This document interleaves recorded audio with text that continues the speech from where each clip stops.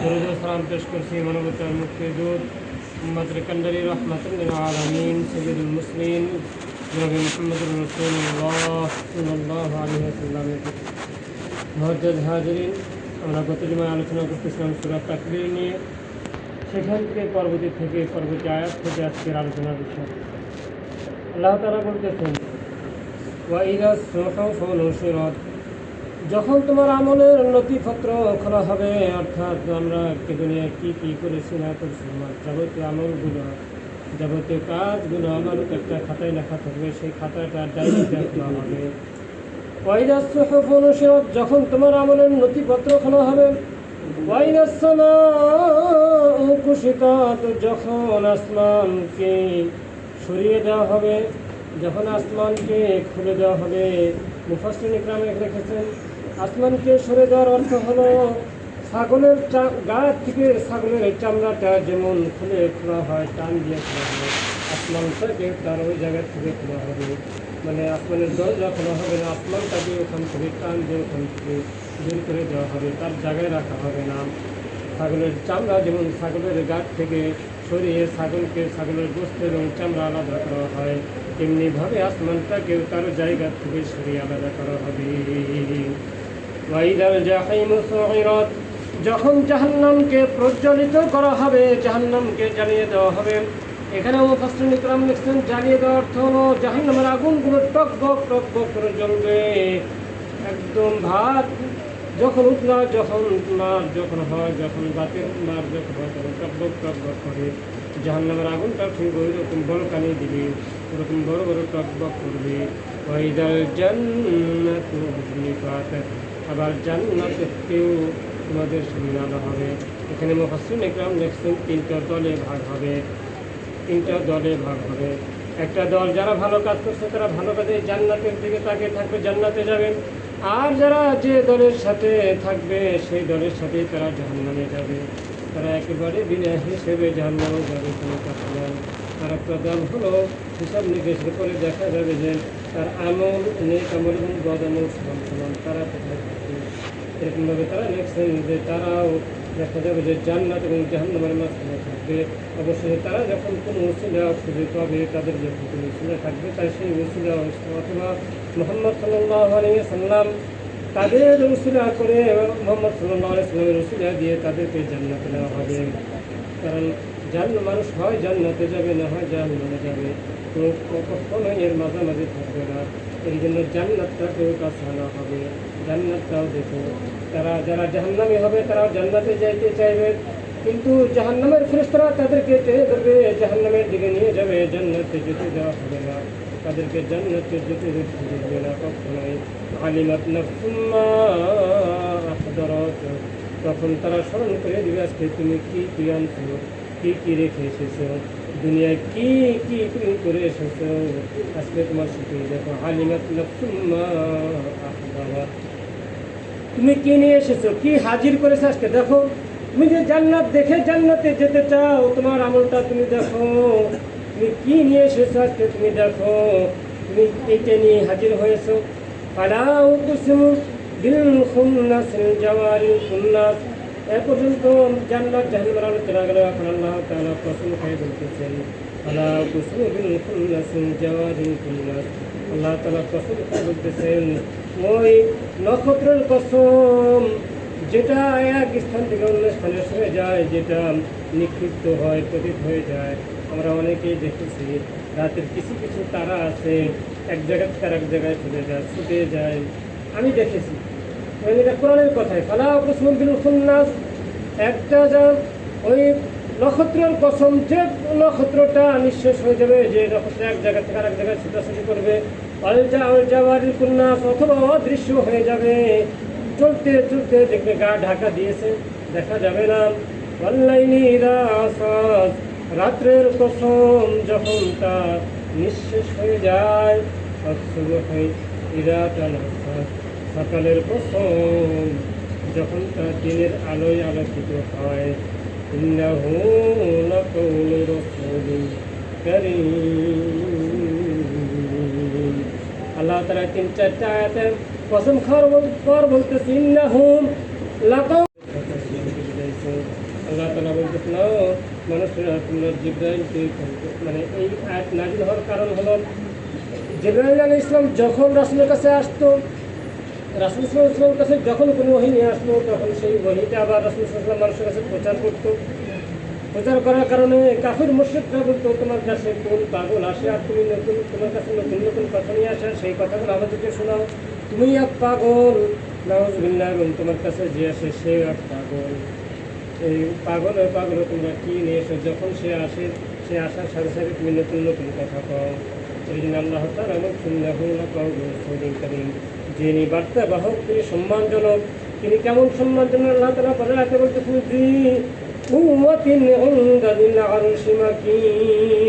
তিনি শুধু দুনিয়ার সম্মানভূষিত নয়, তিনি শক্তিশালী আরশের মালিক। আল্লাহ তাআলার কাছে মর্যাদাশীল, তার কাছে সেখানেও সকল ফেরেশতার মধ্যেও মর্যাদাশীল। এখানে যে সমস্ত বাসিন্দারা আছেন, যে সমস্ত ফেরেশতারা আছে, সবাই তাকে মান্য করে, সবার কাছে সে মান্যবর, সবার কাছে সে সম্মানের অধিকারী, কারীম, সে সম্মানের অধিকারী, মুতাঈন সুম্মা আমিন। তাকে সে নতুন দিগন্তে অর্থাৎ দিগন্তে দেখেছিল। এই দিগন্তে বলতে আসেন, দিগন্ত হলো খোলা আসমানের জায়গা, একদম খোলা জায়গা দেখেছিল। কে কাকে দেখেছিল? তাকে সে দেখেছিল। কে কাকে? রাসূল করিম সাল্লাল্লাহু আলাইহি ওয়াসাল্লাম জিবরাইলকে দেখেছেন তার জিবরাইলের স্ব-আকৃতিতে। বর্ণিত আছে জিবরাইলকে রাসূল সাল্লাল্লাহু আলাইহি ওয়াসাল্লাম দুইবার জিবরাইলের আকৃতিতে দেখেছেন, মানে তার নিজস্ব আকৃতি, জিবরাইলের নিজস্ব আকৃতি, সেই নিজস্ব আকৃতিতে রাসূল সাল্লাল্লাহু আলাইহি ওয়াসাল্লাম জিবরাইলকে মাত্র দুইবার দেখেছেন। প্রথমবার হলো এই আয়াত সূরা, দ্বিতীয়বার দেখেছেন হলো সূরা নাজমি আছে এই কথাটা, দ্বিতীয়বার দেখেছেন সূরা নাজম। আচ্ছা, প্রথমবার এখানে যখন জিবরাইল আলাইহিস সালামকে আল্লাহ রাসূল সাল্লাল্লাহু আলাইহি ওয়াসাল্লাম বলতেছে, জিবরাইল আমি তোমাকে তোমার আসল চেহারা দেখতে চাই। জিবরাইল বলতেছে না আপনি পারবেন না, বলতেছে না আমি পারবো, বলতেছে না পারবেন না, বলতেছে না আমি পারবো। একবার তর্ক হওয়ার পরে সিদ্ধান্ত আসলো, আচ্ছা তুমি দেখো কোথায় দেখো, বলবে বুহতান নামে একটা জায়গা আছে, সেই জায়গায় বলে ওই জায়গায় আমার সংকলন হবে না, অর্থাৎ ওই জায়গায় আমার জায়গা আমি আসবো না, ওই জায়গায় আমাকে ধরবে না, আমার ওই জায়গায় জায়গা হবে না। তখন বলতেছে তাহলে মিনায়, বলতেছে মিনায়ও আমার জায়গা হবে না। জিবরাইল আলাইহিস সালাম বলতেছে মিনায়ও আমার সংকলন হবে না, বলতেছে তাহলে আরাফাতের ময়দান। বলছে আচ্ছা ঠিক আছে, চুক্তি সম্পাদিত হলো যে আরাফাতের ময়দানে রাসূল সাল্লাল্লাহু আলাইহি ওয়াসাল্লাম জিবরাইলকে তার সশরীরে দেখতে। আরাফাতের ময়দানের দিন ঠিক হওয়ার পরে আরাফাতের ময়দানে রাসূল সাল্লাল্লাহু আলাইহি ওয়াসাল্লাম গেলেন, জিবরাইল আলাইহিস সালাম এসে দেখা করলেন। রাসূল সাল্লাল্লাহু আলাইহি ওয়াসাল্লাম দেখতেছেন যে জিবরাইল আলাইহিস সালামের মাথাটা আসমানে, পাটা জমিনে, এবং দেহটা পুরো মানে দিগন্ত পুরো খালি জায়গাটা ভর্তি। রাসূল সাল্লাল্লাহু আলাইহি ওয়াসাল্লাম এটা দেখে সে বেহুশ হয়ে গেছে। এটা দেখার সঙ্গে সঙ্গে সে বেহুশ, মানে তার আর হুঁশ নাই। এই যে হুঁশ নাই, হুঁশ দেখেই আশেপাশের কাফের মুশরিকরা দেখেই তখন তারা এই যে আশেপাশের মানুষরা দেখে, মানুষ তার জিবরাইলকে দেখতেছে না, কারণ জিবরাইল তার নিজস্ব আকৃতিতে আসছে। মানুষরা দেখে তখন এই যে মুহাম্মদ সাল্লাল্লাহু আলাইহি ওয়াসাল্লাম নানানভাবে গালি দিল। তখন তার নির্দেশেরা এটাই আল্লাহ তাআলা বলতেছেন, ওমা সাআকুম বিমাজনুন, হে মক্কাবাসীরা, হে মদিনাবাসীরা, হে আরবের লোকেরা, তোমাদের সঙ্গী তোমাদের সাথী কিন্তু পাগল নয়। মানে এখানে সাথী বলার কারণ হলো তখন মানে যদিও নবী, কিন্তু তারপরেও যে সে তো তোমাদের সাথে একই সাথে ছোট থেকে বড় হয়েছে। মুফাসসিরিন কেরাম লিখছে তোমাদের এলাকায় জন্ম তার, সে তোমাদের সাথে ছোট থেকে বড় হয়েছে, সে কীভাবে পাগল হতে পারে? এখন বেহুশ হয়ে পড়ে গেছে। কিছুক্ষণ পরে এই অবস্থা দেখে জিবরাইল আলাইহিস সালাম তার নিজস্ব আকৃতি বাদ দিয়ে আবার তিনি যেভাবে আকৃতিতে আসতেন, অনেক সময় দাহিয়াতুল কালবির আকৃতিতে আসতেন, অনেক সময় বিভিন্ন সুরতে আসতেন, তার আকৃতিকে পাল্টাই ফেলেছেন। আকৃতি পাল্টে ফেলে জিবরাইল রাসূল সাল্লাল্লাহু আলাইহি ওয়াসাল্লামকে সান্ত্বনা দিচ্ছেন, ইয়া রাসূলুল্লাহ আপনি শান্ত হন, আপনি আমাকে দেখে এরকম বেহুশ হয়ে পড়লেন, আপনি তো ইসরাফিল আলাইহিস সালামকে তো দেখেননি, ওনার মাথাটা থাকে হলো আরশের নিচে, তার মানে 7 আসমানের উপরে, এবং ওনার পাটা থাকে হলো 7 জমিনের নিচে, 7 স্তবক জমিনের নিচে। তাহলে ওনাকে দেখলে আপনার অবস্থা কী হবে? এটা জিবরাইল আলাইহিস সালাম ইসরাফিলের কথা বলতেছে যে ওনার মাথা থাকে হলো আল্লাহ তাআলার আরশের নিচে, অর্থাৎ আরশ ওনার কাঁধে আরশ বহন করতেছে, ইসরাফিল আলাইহিস সালামের কাঁধে আরশ বহন করতেছে, আর ওনার পাটা হলো 7 জমিনের নিচে। আমাকে দেখে আপনি বেহুশ হয়ে পড়লেন, তাহলে ইসরাফিল আলাইহিস সালামকে দেখে আপনার কী অবস্থা হবে? এই বেহুশ হয়ে পড়ার কারণে মক্কাবাসীরা যখন, আরববাসীরা যখন তাকে নানানভাবে গালি দিতে লাগলো, পাগল বললো, সেটা ধ্যান করে বললো, তখন আল্লাহ তাআলা আয়াত নাযিল করলেন, ওমা সাহিবুকুম বিমাজনুন, ও আরবের লোকেরা, ও মানুষেরা, তোমাদের সঙ্গে কিন্তু পাগল নন, তোমাদের সঙ্গে কিন্তু মাথা খারাপও হয়নি। ওয়ালাকাদ রাআহু বিল উফুকিল মুবিন, তিনি তাকে একদম খোলা জায়গায় দেখেছে, দেখে মানে তার আকৃতিতে দেখার কারণে সে একটু বেহুশ হয়ে পড়েছে, মানে নিতে পারে নাই যে একটা মানুষ, একটা জিনিস এত বড় হতে পারে, তার ভয়ঙ্কর চেহারাটা এত বিকৃত হতে পারে, এত ভয়ঙ্কর, এটা কল্পনায় আসতে পারে না, যার কারণে সে একটু হুঁশ হারিয়ে ফেলছে। ওয়ালাকাদ রাআহু বিল উফুকিল মুবিন, তাকে দিকে ওমা হুয়া আলাল গায়বি বিদানীন, ওমা হুয়া বিকাউলি শাইতানির রাজিম, ওমা হুয়া আলাল গায়বি বিদানীন, তাকে সে এই যে তাকে স্পষ্ট সে নিজস্ব চোখেই দেখেছে। তোমরা মনে করছো তার কাছে যে আসে সে আবল তাবল বলতেছে না, আবল তাবল না, সে স্পষ্ট তার নিজস্ব চোখে একদম সুস্পষ্টভাবে ওমা হুয়া আলাল গায়বি বিদানীন, সে স্পষ্ট তাকে দেখেছে। এটাই হলো তার প্রথমবার দেখা, জিবরাইল আলাইহিস সালামকে প্রথমবার দেখা। এই জন্য প্রথমবার দেখার সঙ্গে সঙ্গে, যার কারণে প্রথমবার যেহেতু দেখেছে, এই জন্য সে বেহুশ হয়ে পড়েছে। ওমা হুয়া বিকাউলি শাইতানির রাজিম, আর এটা শয়তানের কোনো কথা না। ওনার কথাকে তোমরা মনে করো শয়তানের প্রলোভ না, তোমরা তা মনে করো না। উনি যা বলে সেটা আমি ইন হুয়া ইল্লা ওয়াহয়ুহা, উনি যেটা বলে সেটা ওহী, আমি ওনাকে যেটা বলতে বলি সেটাই বলে। উনি যদি কোনো কথা নিজের থেকে বানিয়ে বলতো, আল্লাহ তাআলা বলতেছে, উনি যদি কোনো কথা বানিয়ে বলতো নিজের থেকে, তাহলে ওনার ডান হাতটা আমি চেপে ধরতাম, সূরা হাক্কার মধ্যে আছে, এবং তার কণ্ঠনালীকে আমি কেটে দিতাম। যার কারণে উনি কোনো নিজের থেকে কোনো কথা বলো না, তোমরা যাই বলো না কেন, মনে করতেছে ওনার শয়তানের ভার পড়েছে। শয়তান বলছে না, ওমা হুয়া বিকাউলি শাইতানির রাজিম, এটা শয়তানের কোনো কথা নয়, তোমরা তার থেকে ফাআইনা তাযহাবুন, এই মানুষেরা তোমরা তার থেকে মুখ ফিরিয়ে কোন দিকে যাচ্ছ? উনি তো দিনের দাওয়াতের কথা বলতেছে, উনি তো ইসলামের কথা বলতেছে, আমি যা বলতে বলছি সেটাই বলতেছে, আর তোমরা তার থেকে মুখ ঘুরিয়ে নিয়ে চলে যাচ্ছ, তাকে পাগল বলে চলে যাচ্ছ, ফিরে যাচ্ছ, যে পাগলের কথা শোনা লাগবে না। ওরা মনে করছে এটা শয়তানের কথা, না, ওনার শয়তানের কথা নয়, এটা আমি যেটা বলতে বলছি সেটাই, তোমরা মুখ ফিরিয়ে নিও না। তাই না, তা যখন কোথায় যাও, তোমরা কোন দিকে যাও, কোন দিকে যাচ্ছ, তার থেকে মুখ ফিরিয়ে নিয়ে কোথায় যাচ্ছ?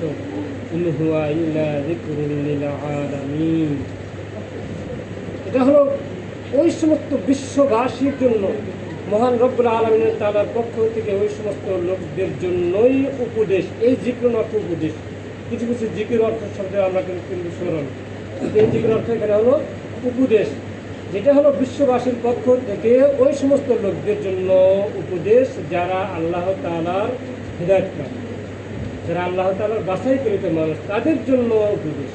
উপদেশ সবার কাছে গ্রহণযোগ্য হবে না, সবার কাছে ভালো লাগবে না।